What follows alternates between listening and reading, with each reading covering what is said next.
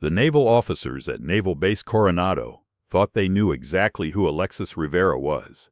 For 22 months, she had been the invisible gym instructor who led their physical training sessions with quiet efficiency. With her stunning blonde hair pulled back in an athletic ponytail, and her steel gray eyes that seemed to notice everything while revealing nothing, she moved through the base fitness center like a ghost, present but unremarkable, skilled but forgettable. Commander Marcus Blake barely acknowledged her existence as she set up training equipment in the main gymnasium. The base physical training director was focused on discussing combat readiness assessments with his senior staff, reviewing fitness protocols that would determine which personnel were qualified for upcoming special operations deployments. Around them, the polished surfaces of the Naval Fitness Facility reflected the bright fluorescent lighting that cast sharp shadows across their faces. "The new fitness protocols are comprehensive," Commander Blake said to Lieutenant Commander Hayes, his voice carrying the authority of someone accustomed to making decisions that affected operational readiness. "Every physical training requirement for special operations has been refined to identify maximum capability with minimum margin for error." Alexis moved silently between training stations, organizing equipment and preparing workout areas. Her hands worked with practiced efficiency, but her steel gray eyes tracked every conversation, every fitness assessment briefly discussed, every operational protocol casually reviewed. She had perfected the art of being invisible, a skill that had served her well during her 22-month assignment at the Navy's premier fitness evaluation facility. Lieutenant Colonel Martinez glanced up from his training schedules as she approached to set up swimming pool equipment. "Thanks, Rivera," he said absently, already turning back to his conversation about underwater endurance requirements. To him, she was simply part of the background, as unremarkable as the exercise equipment and fitness monitors that surrounded them. The morning routine continued with clockwork precision.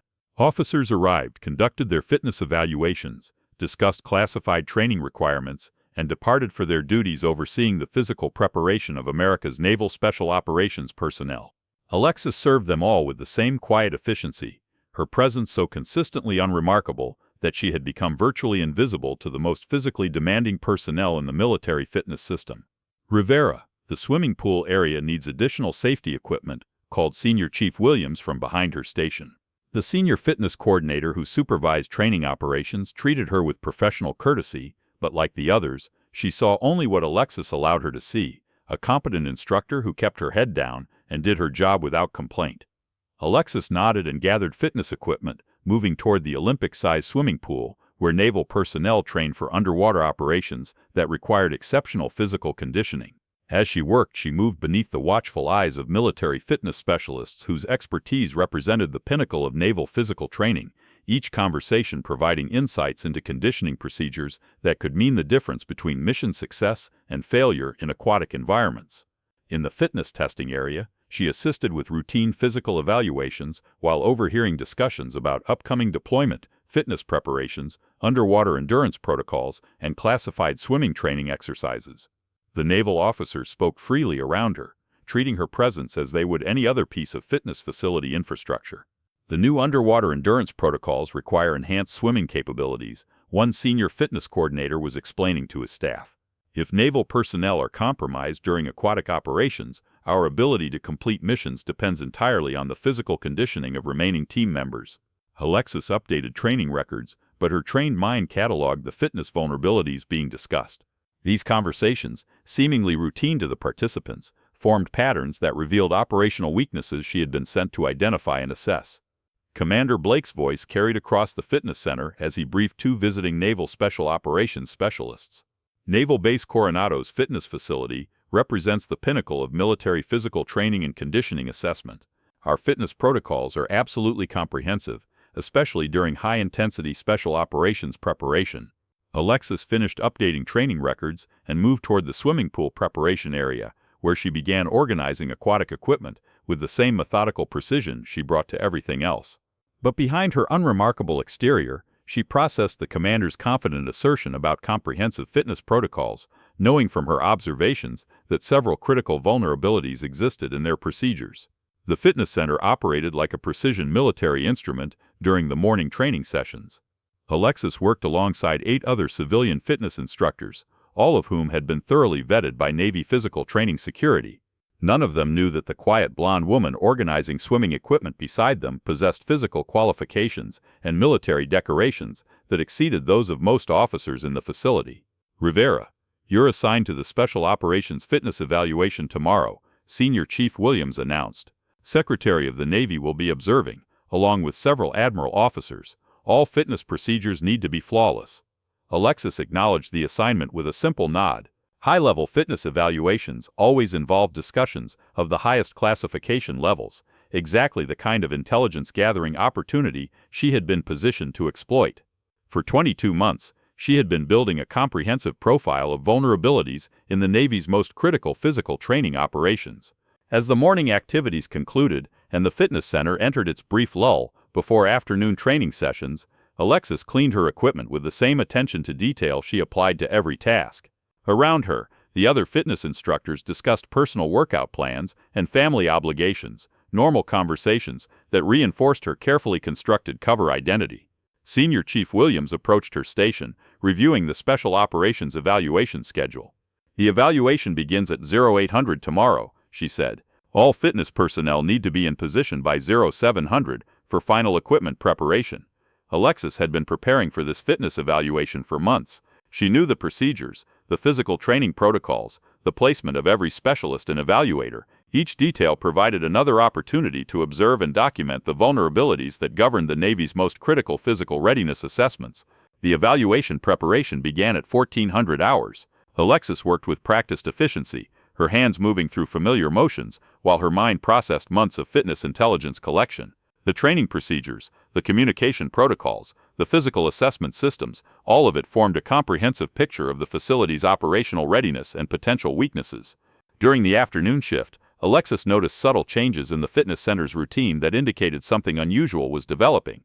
Additional training equipment was being prepared, specialized monitoring devices were being tested, and senior fitness personnel were conducting briefings with increased frequency and seriousness. Lieutenant Commander Wells approached her station while she was organizing swimming training equipment. "Rivera, have you worked with Special Operations Fitness Evaluations before?" he asked, his tone suggesting professional curiosity rather than suspicion. "Standard training, Commander," Alexis replied, maintaining the same professional demeanor she had cultivated for 22 months. "I'm prepared to assist wherever needed." Wells nodded, but something in his expression suggested he was evaluating her response. "The evaluation tomorrow will simulate conditions unlike anything we've practiced recently. Multiple physical challenges, limited recovery time, maximum pressure on all personnel." Alexis continued organizing training equipment, but her mind processed the implications of what Lieutenant Commander Wells was describing. A truly challenging special operations evaluation would test not just standard fitness procedures, but the ability of personnel to perform under extreme physical and psychological pressure. "I understand the evaluation is being observed by senior naval leadership," Alexis said carefully, testing whether Wells would provide additional information about the scope of tomorrow's activities. "The Secretary of the Navy, 3 admiral officers, and representatives from Naval Special Warfare Command," Wells confirmed. "They're evaluating our readiness for potential deployment scenarios where physical capabilities might be severely tested." This information aligned with intelligence Alexis had been gathering about increased naval special operations preparedness requirements. The evaluation was clearly more significant than routine training, representing an assessment of the facility's capabilities under conditions that might reflect actual combat deployment scenarios. As the afternoon progressed, Alexis observed increased activity throughout the fitness center. Training personnel were conducting equipment checks, reviewing emergency procedures, and participating in briefings that suggested tomorrow's evaluation would challenge every aspect of their physical training capabilities. Commander Blake passed through the swimming pool area, inspecting preparations with the intensity of someone who understood that tomorrow's performance would have implications beyond simple fitness evaluation. His interactions with training staff showed a level of concern that Alexis found significant. "All fitness personnel need to understand," Blake announced to the assembled instructors and specialists. "Tomorrow's evaluation will simulate conditions where our standard physical training protocols may prove insufficient. We'll need to demonstrate adaptability and expertise beyond routine fitness procedures." Alexis listened to this briefing while maintaining her routine equipment preparation duties, but Blake's words confirmed what she had suspected about the evaluation's true purpose. This was not simply training, but an assessment designed to identify both strengths and weaknesses in the facility's physical conditioning capabilities. The remainder of the afternoon was spent in intensive preparation, with fitness teams reviewing protocols for conducting multiple physical evaluations simultaneously. Alexis participated in these preparations while continuing to gather intelligence about procedures and vulnerabilities that might not be apparent during routine operations. During the evening shift, Alexis worked in the swimming pool area, preparing aquatic training equipment for tomorrow's special operations evaluation. The pool facility was state-of-the-art, designed to simulate various underwater environments that naval special operations personnel might encounter during combat deployments. As she organized diving equipment, Alexis overheard conversations between senior fitness coordinators about the specific physical challenges planned for tomorrow's evaluation. The discussions revealed that the assessment would include underwater endurance tests, extreme distance swimming requirements, and simulated combat swimming scenarios. The underwater endurance component will separate the truly qualified from those who merely meet minimum standards, one coordinator was explaining to his team. We're looking for personnel who can perform complex tasks while maintaining breath control under extreme physical stress. Alexis processed this information while continuing her equipment preparation. The underwater endurance requirements being discussed were significantly more demanding than standard naval fitness protocols, suggesting that tomorrow's evaluation was designed to identify personnel capable of the most challenging special operations missions. Senior Chief Williams approached the pool area where Alexis was working. Rivera, the swimming evaluation tomorrow will require additional safety personnel. Your water safety certification makes you valuable backup support. Alexis acknowledged the assignment, though she found the irony of the situation significant. Her water safety certification, listed in her cover identity personnel file, represented only a fraction of her actual aquatic capabilities. The underwater training she had completed during her actual military service far exceeded anything required for fitness instruction. As the facility prepared for the next day's evaluation, Alexis observed the careful attention being paid to safety protocols. The physical challenges planned for tomorrow carried genuine risks, requiring experienced personnel to monitor every aspect of the testing procedures. That evening, Alexis remained at the facility after normal hours, conducting her own reconnaissance of the swimming pool and aquatic training areas. Her movements through the facility were unhurried, but purposeful, as she identified potential safety concerns and operational vulnerabilities that might not be apparent during routine fitness training. The pool area was equipped with advanced monitoring systems, underwater cameras, and emergency response equipment designed to ensure the safety of personnel during extreme physical testing. Alexis studied each system carefully, her training allowing her to assess both their capabilities and their limitations. As she completed her unofficial security assessment, Alexis reflected on the intelligence she had gathered during 22 months of maintaining her cover identity. The patterns of conversation she had observed, the security protocols she had documented, the operational vulnerabilities she had identified, all of it formed a comprehensive picture of the Naval Fitness Facility's strengths and weaknesses. The next morning would bring the special operations evaluation that she had been preparing to observe for months. The high-level assessment would provide the final piece of intelligence she needed to complete her mission, but it would also test her ability to maintain her cover under the most challenging circumstances she had yet encountered. At 0630 hours, an urgent alarm sounded throughout the naval base. Alexis looked up from her pre-evaluation equipment checks as the public address system crackled to life with an emergency announcement that would change everything. All personnel report to emergency stations. This is not a drill. Repeat, this is not a drill. Maritime rescue emergency in progress. The fitness center erupted into controlled chaos as instructors and evaluators abandoned their routine duties and rushed toward their emergency assignments. Alexis watched from behind a pool equipment cart as the most senior naval fitness personnel mobilized for what appeared to be a genuine crisis. Commander Blake's voice cut through the noise as he coordinated with his staff. All qualified water rescue personnel to the harbor immediately. We have multiple personnel in distress following training exercise accident. Alexis felt her pulse quicken as she processed the severity of the situation. A maritime rescue emergency during special operations training represented one of the most dangerous scenarios possible at a naval installation. If multiple naval personnel were in distress in the water, the base's response would determine how many lives could be saved. Senior Chief Williams appeared beside her, face grim with urgency. All fitness staff are to remain at assigned positions until further notice, she said. Emergency protocols require all facility personnel to maintain posts until the situation is resolved. Alexis nodded, but her mind was already processing the implications of the crisis. 22 months of intelligence gathering had given her intimate knowledge of the base's emergency response procedures, and she understood better than most fitness personnel just how serious a maritime rescue emergency could become. Through the fitness center's windows overlooking the harbor, she could see naval vessels racing toward a location approximately 2 miles offshore, their emergency lights flashing as they responded to the training accident.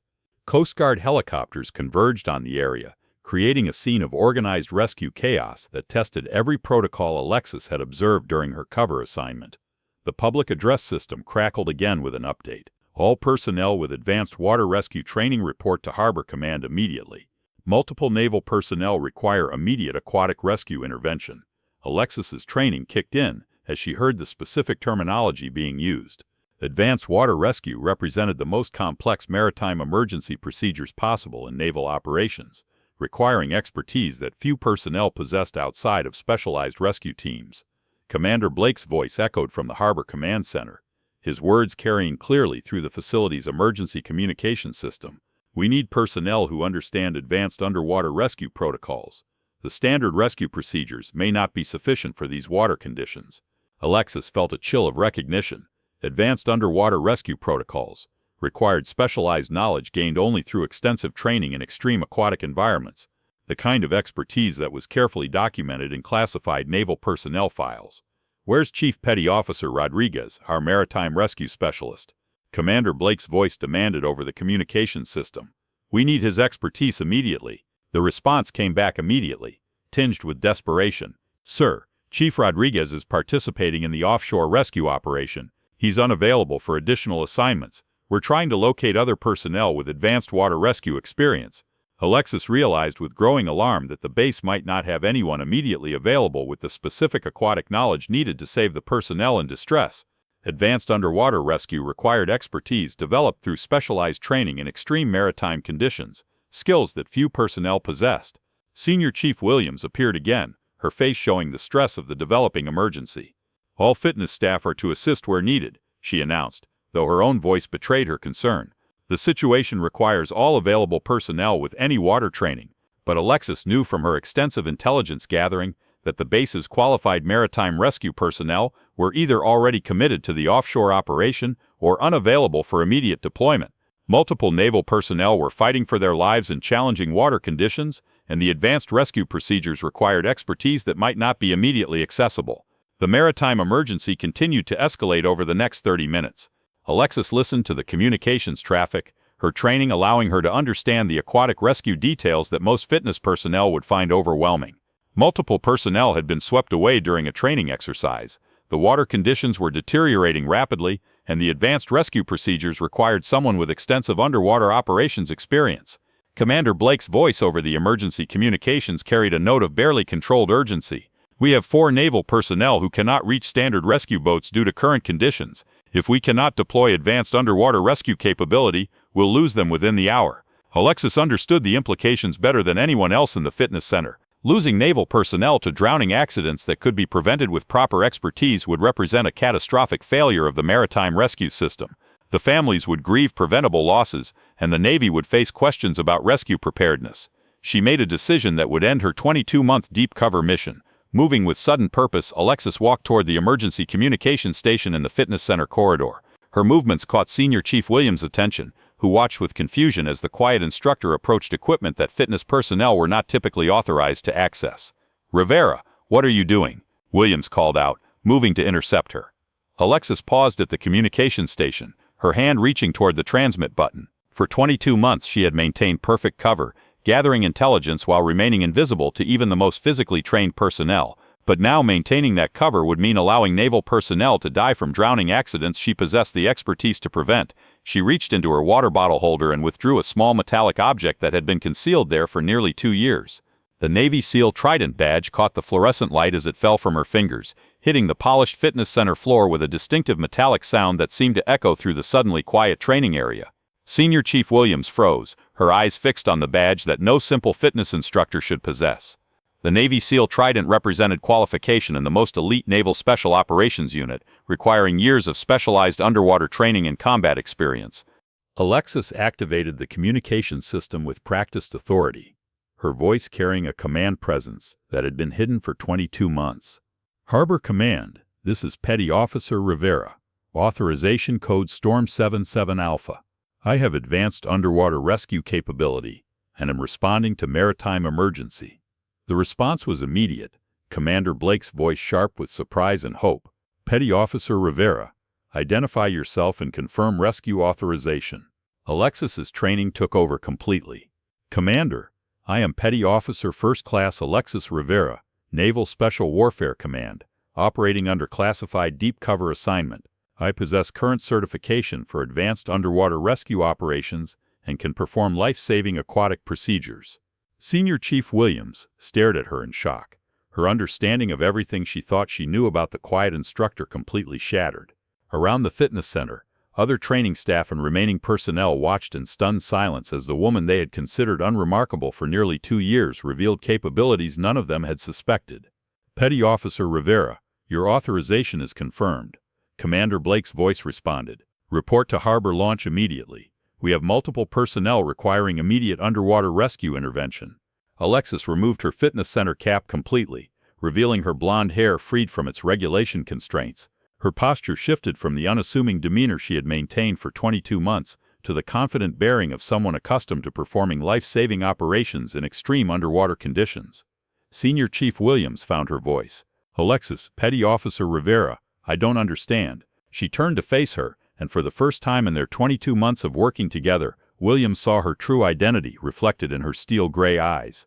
Chief, I've been conducting a classified security assessment of fitness facility protocols while maintaining cover. My background is naval special warfare, specialized in underwater rescue and aquatic operations.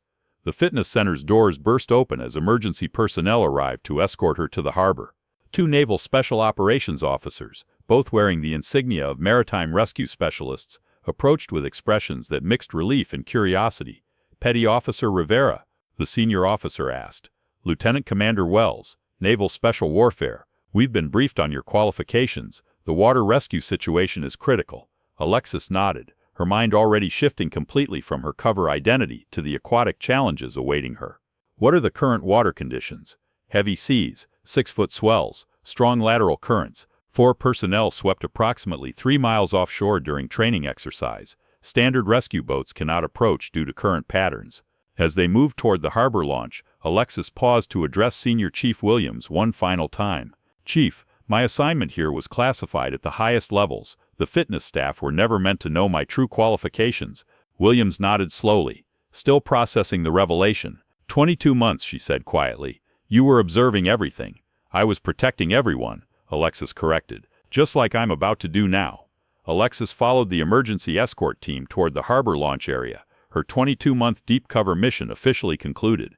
Behind her, the fitness center remained in stunned silence as the training staff tried to comprehend how the quiet instructor who had worked beside them had possessed capabilities none of them had ever suspected. The emergency escort moved quickly through the base's waterfront areas, their path cleared by rescue personnel who had been briefed on the developing crisis. Alexis's mind focused completely on the aquatic challenges ahead, drawing on underwater rescue expertise that had been concealed behind her cover identity for nearly 2 years. Petty Officer, the water conditions appear to be beyond standard rescue boat capabilities, Lieutenant Commander Wells explained as they approached the harbor. Strong currents and heavy seas have prevented our vessels from reaching the personnel in distress. Alexis processed the aquatic details, her training allowing her to visualize the complex water conditions that were preventing successful rescue operations. What about helicopter extraction capability? Limited visibility and wind conditions have grounded most aircraft. The rescue operation requires someone capable of underwater approach in extreme conditions.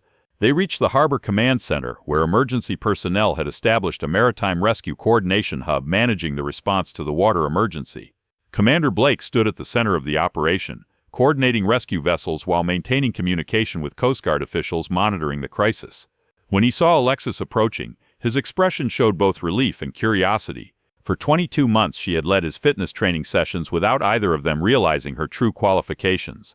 Now she represented his best hope for saving naval personnel whose lives were threatened by water conditions that exceeded standard rescue capabilities. Petty Officer Rivera, Commander Blake said, his voice carrying the weight of naval authority mixed with genuine gratitude. Thank you for stepping forward. Alexis nodded, her focus entirely on the maritime crisis. "Commander, I need immediate access to all underwater rescue equipment and authorization to deploy in extreme water conditions." "Granted. Whatever you need." Alexis approached the rescue equipment preparation area, where multiple monitors displayed real-time data from the offshore emergency site. Her trained eyes immediately began assessing the aquatic information, analyzing current patterns and wave conditions based on underwater rescue protocols she had mastered during her actual naval service. The Harbor Command Center was filled with rescue personnel working frantically to coordinate the response to the maritime emergency. Coast Guard specialists monitored water conditions while naval rescue teams prepared for potential deployment. Everyone understood that failure could result in preventable deaths among naval personnel who had survived initial training only to face drowning in preventable circumstances. Alexis studied the water condition data with the focus of someone intimately familiar with underwater rescue operations. The current patterns were severe, requiring rescue techniques that went beyond standard naval procedures. Each case represented specialized aquatic challenges that demanded expertise developed through training in similar extreme water conditions. "Current personnel status?" she asked the rescue coordinator monitoring the emergency communications. 4 personnel confirmed in water approximately 3 miles offshore. Strong lateral currents preventing standard boat rescue approach. Estimated survival time and current water temperature is 90 minutes maximum.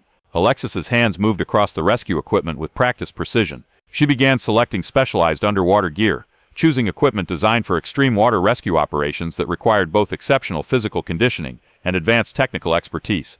"Beginning underwater rescue deployment," she announced, her voice calm despite the critical nature of the operation. The rescue preparation involved donning specialized diving equipment designed for extreme water conditions, including advanced breathing apparatus and underwater navigation systems. Alexis moved through the preparation procedures with the efficiency of someone who had performed similar rescues under combat conditions. Rescue swimmer preparing for deployment. Alexis reported through the communication system as she completed her equipment checks. Estimated time to reach personnel in distress, 45 minutes maximum. As Alexis worked, she became aware that her actions were being observed not just by the rescue team, but by senior naval officers who had known her only as a fitness instructor. The transformation from invisible training staff to lead rescue swimmer represented a revelation that challenged everything they thought they understood about personnel and cover operations. "Petty officer, we're showing optimal water entry conditions at the South Harbor launch," reported Lieutenant Commander Wells. "Current analysis suggests viable approach route to distressed personnel." Alexis continued preparing for the underwater rescue mission, her focus unwavering despite the attention her expertise had drawn. Each equipment decision had to be precisely made, with no allowance for the kind of mistakes that could result in additional casualties during the rescue operation. The underwater deployment required navigating 3 miles of challenging ocean conditions while maintaining the physical conditioning necessary to perform multiple rescues upon reaching the distressed personnel. Alexis's training and experience converged in the execution of a rescue operation that only someone with her specialized qualifications could attempt. At 0847 hours, Alexis deployed from the harbor launch into water conditions that had defeated standard rescue attempts. Her underwater approach utilized advanced swimming techniques developed during naval special operations training, allowing her to navigate current patterns that conventional rescue swimmers could not overcome. "Rescue swimmer in water," reported the Harbor Command Coordination Team, tracking toward distressed personnel position. The rescue operation unfolded with precision timing as Alexis reached each distressed naval person in sequence, using specialized rescue techniques to extract them from the dangerous current patterns.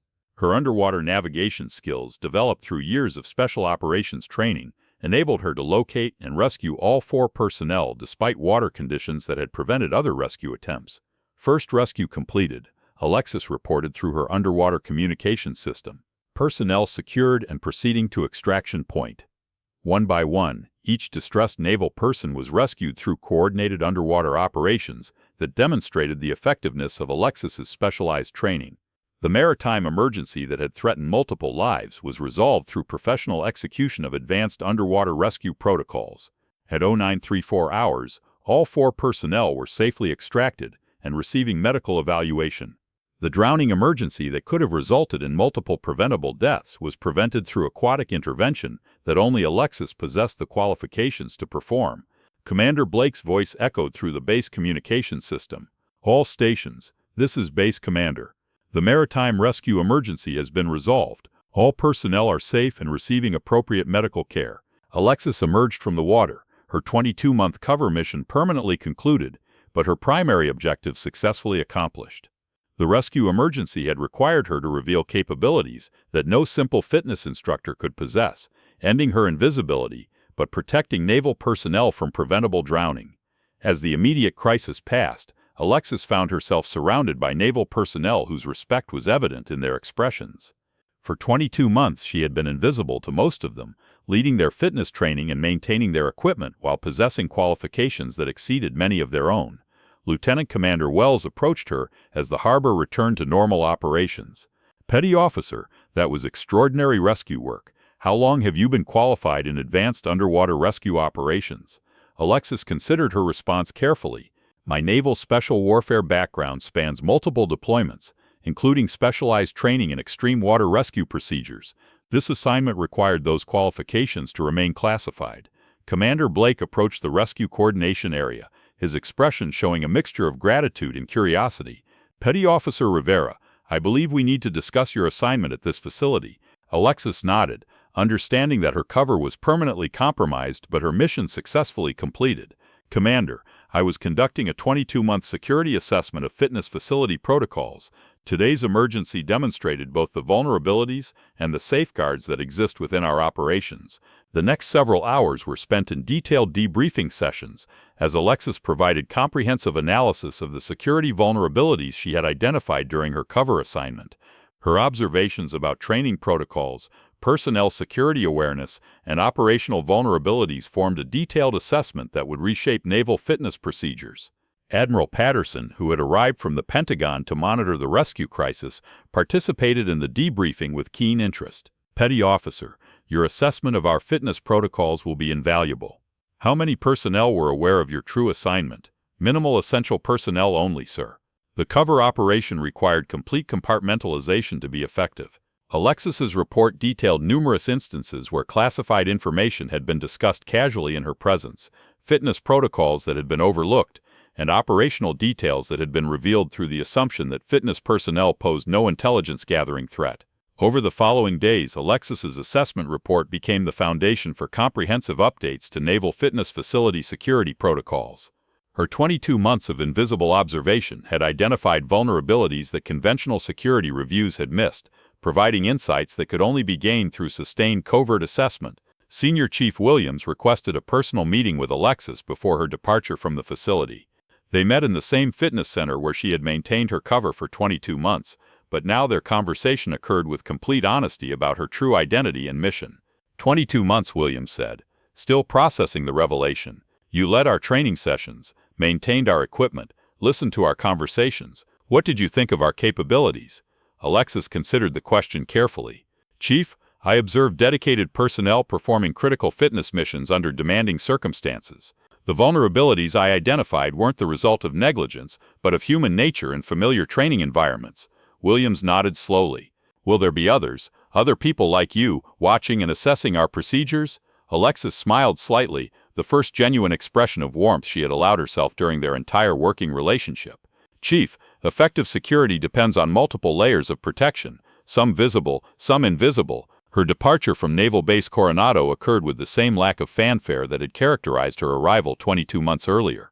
Alexis Rivera, the invisible fitness instructor, simply disappeared one morning, replaced by Petty Officer Alexis Rivera, whose classified report would influence naval fitness security protocols for years to come. The fitness center resumed normal training operations, but the instructor staff found themselves viewing their work environment with new awareness. The quiet efficiency that had once seemed unremarkable now carried the possibility that any of their colleagues might possess capabilities and purposes that extended far beyond fitness instruction. Commander Blake implemented Alexis's security recommendations immediately, establishing new protocols for classified discussion in training areas, enhanced personnel security awareness training, and procedures for identifying and protecting against covert observation operations conducted by hostile intelligence services. 6 months after Alexis's departure, Admiral Patterson received a classified briefing on naval fitness security improvements that had resulted from her assessment. The number of vulnerabilities identified and corrected through her recommendations had exceeded all previous security reviews, demonstrating the value of sustained covert observation by qualified personnel. 3 months later, Commander Blake was reviewing training schedules when he noticed a new fitness instructor in the swimming pool area. A young woman with auburn hair who moved through the aquatic equipment with remarkable familiarity for someone supposedly new to naval fitness training. When their eyes met briefly, he detected something in her expression that reminded him distinctly of the quiet competence Alexis had displayed before her true identity was revealed. "What's her background?"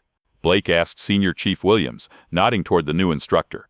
Williams consulted her personnel files. Jessica Chen, recent transfer from Naval Station Norfolk. Excellent references, but her previous assignment details are surprisingly limited. Blake watched as Chen efficiently organized diving equipment, her movements demonstrating knowledge of advanced aquatic gear that went beyond standard fitness training. The same methodical precision, the same unconscious familiarity with rescue equipment that he now recognized as potential indicators of hidden expertise. That evening, as Blake completed his rounds, he found himself observing his entire fitness staff with new awareness. The quiet efficiency he had once taken for granted now carried the possibility that any member of his team might possess capabilities far beyond their apparent roles. The Navy SEAL Trident badge that had fallen from Alexis's water bottle was eventually displayed in the facility's Hall of Fitness honor, a reminder that critical expertise could be found in the most unexpected places. Below it, a small plaque bore a simple inscription: "In recognition of those who serve in silence until duty demands they step into the light." Alexis Rivera had completed her mission successfully, protecting naval fitness operations while gathering intelligence that would enhance security for years to come. Her 22 months of invisible service had culminated in preventing multiple drowning deaths and providing security assessments that conventional reviews could never accomplish. She had proven that the most effective guardians were often those who asked for no recognition, carrying their expertise silently until the moment when their knowledge became essential for saving the lives of those they had been sent to protect.